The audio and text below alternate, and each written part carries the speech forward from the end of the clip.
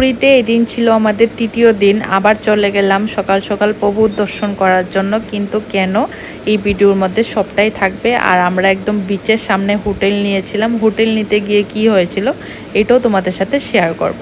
তো hello, hi everyone, সবাই কেমন আছো? আমার নতুন আর একটা ভিডিওতে সবাইকে জানাচ্ছি ওয়েলকাম। সকাল সকাল এই দিন ঘুম থেকে উঠে ফ্রেশ হয়ে কিন্তু চলে গেলাম আবার প্রভুর দর্শন করতে।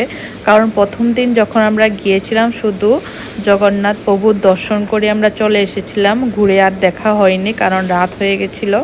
আর তার জন্যই কিন্তু আবার চলে গেলাম প্রভুর দর্শন করতে আর সবটা ঘুরে দেখতে। আর পুরীর জগন্নাথ মন্দিরের 4টা দরজা দিয়ে কিন্তু গিয়ে দর্শন করা যায়, উত্তর, দক্ষিণ, পূর্ব, পশ্চিম। তো তার জন্য কিন্তু সবগুলা দরজা ঘুরে দেখছিলাম। আর প্রত্যেকটা দরজার সামনে কিন্তু হনুমান মন্দির আছে, এই দেখো। তখন কিন্তু প্রচণ্ড গরম, এত গরমের মধ্যেও লাখ লাখ মানুষ দর্শন করতে আসে প্রভুর। তারপর এখান থেকে খেয়ে নিলাম শশা, কারণ এত গরম কি বলবো। আর আমরা গিয়েছিলাম মে মাসে, তখন থেকে দেখো রথ বানানোর কাজ শুরু হয়ে গেছে। মে মাস থেকে, কত আগের থেকে তারা রথ বানানো স্টার্ট করে দেয় কিন্তু। আর আমরা এই দরজা দিয়ে দর্শন করেছিলাম ওই দিন, এইটা দিয়েই মানে মেইন দরজা এটা।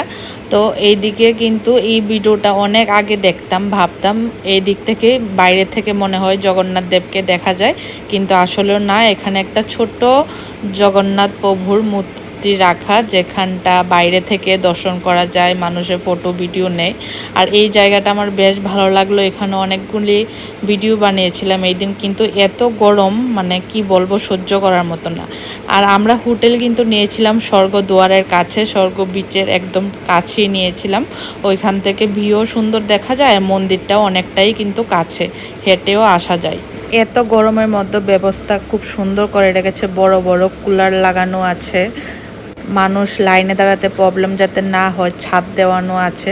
আর এই দেখো জল দিয়ে কিভাবে দেওয়া হচ্ছে, মানুষকে ঠান্ডা করা হচ্ছে। এটা দেখে আমি অবাক হয়ে গেলাম, কারণ আমি এরকম প্রথমবার দেখছিলাম। পুরীতে এই টাইমে কিন্তু ভীষণ গরম থাকে, দেখতেই পাচ্ছ কিভাবে জল দেওয়া হচ্ছে। আর পুরীতে যাওয়ার পর খাওয়া দাওয়ার অনেকটাই প্রবলেম হয়েছিল। আর এই দিন একটা ভালো হোটেল পেলাম, তারপর কিন্তু ভালোভাবে খেতে পারলাম। তারপর কিন্তু এখান থেকে এসে গরম গরম রসমালাই খেয়েছিলাম। পুরীতে গেলে সবাই কিছু খাও না খাও, কিন্তু মিষ্টিটা সবাই একবার হলো ট্রাই করবে। পুরীতে কিন্তু বাঙালি হোটেল অনেকটাই কম আছে, তার জন্য আমাদের খাওয়া দাওয়ার অনেক প্রবলেম হয়েছে। আসার সময় হেঁটে হেঁটেই আসলাম, অনেক কিছু খেয়ে ট্রাই করলাম দেখতে দেখতে, কিন্তু চলে আসলাম আমরা হোটেলে।